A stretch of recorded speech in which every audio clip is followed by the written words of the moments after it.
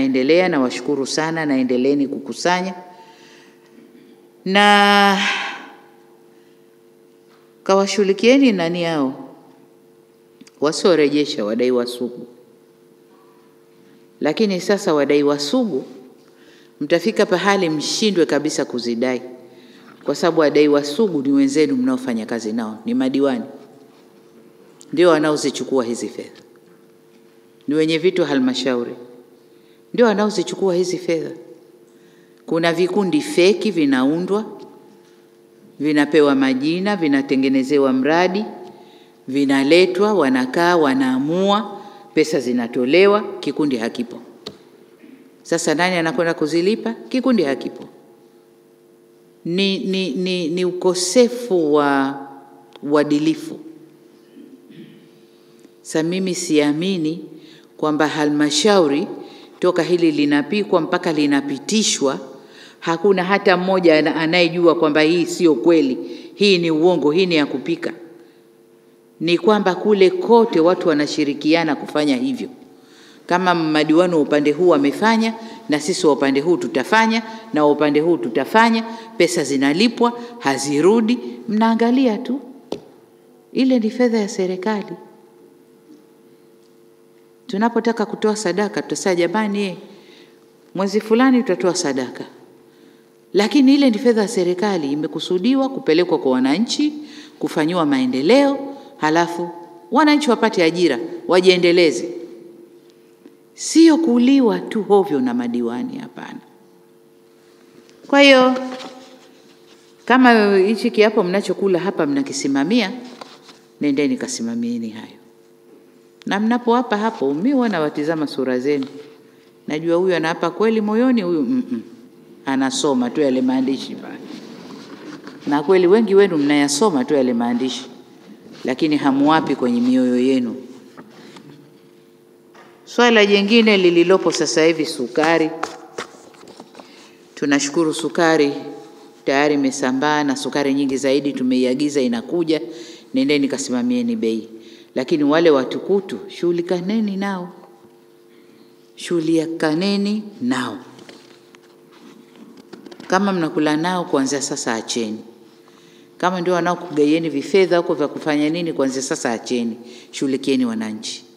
Sukari patikane, mambo yaende. Vinginevyo kama kuna mkoa sukari haipatikani wakati sukari ipo nchini, bei ni kubwa, basi tutakutana kwenye assessment za mwenzi zile, tutaona huko. Masuala mengine ya kuzingatia, mahusiano mema. Lakini la kwanza niseme, la kwanza ni kujitambua. Waheshimiwa kwa mikoa, jitambueni. Jitambueni. Jitambue nafasi yako, jitambue kwamba you are human being. You are a human being. Una utashi wako mwenyewe binafsi. Lakini kama binadamu umetumwa na serikali yako, umepewa jukumu hili hapa, kaa, fanya hapa. Sasa jitambueni.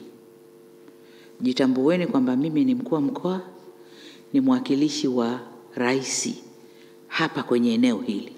Siku ya kilomita zangu hizi mimi ndio rais wao hapa. Na kama rais wa eneo tuna miko yetu ya uongozi.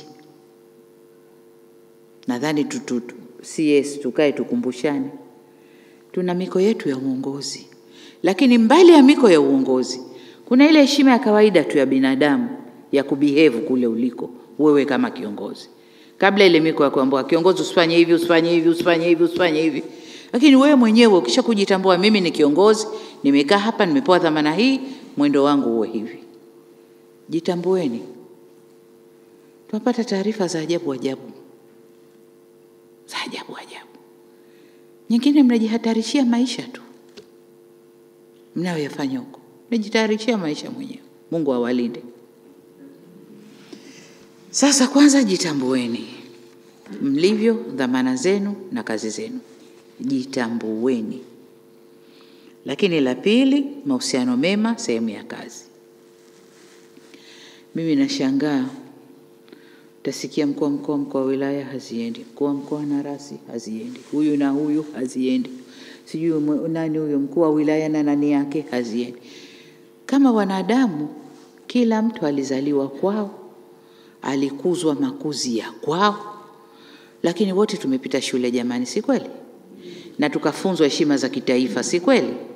Na tunajua yanatakiwa nini kwenye taifa letu, si kweli? Wote sisi tumepita hayo.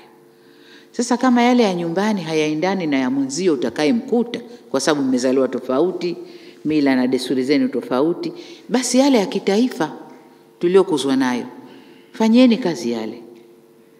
Mnagombana kipi? Na ukienda deep, miugomvi yote, fedha, vitu vingine, mali. Kienda deep huko, fedha, mali, mamlaka. Utasikia huo mkuu wa mkoa ananiingilia mamlaka yangu, manake kafanya hivi, hanitaki mie mbunge, ana mtu wake kaweka, manake nini? Wabunge wakija na hayo, naambia hapana. Kama unafanya kazi vizuri jimboni kwako, hakuna wa kukuondoa. La kama hufanyi vizuri unataka kubebwa, hilo halipo. Lakini ni kweli kuna some cases wewe una mamlaka yako kama mkuu wa mkoa, unaenda kumpangia mwenzio mbunge mwingine, wa nini? Hivi ukakushinda kumuita mwambie ndugu yangu wewe mbona hatuendi vizuri? Hebu kaa kitako hapa.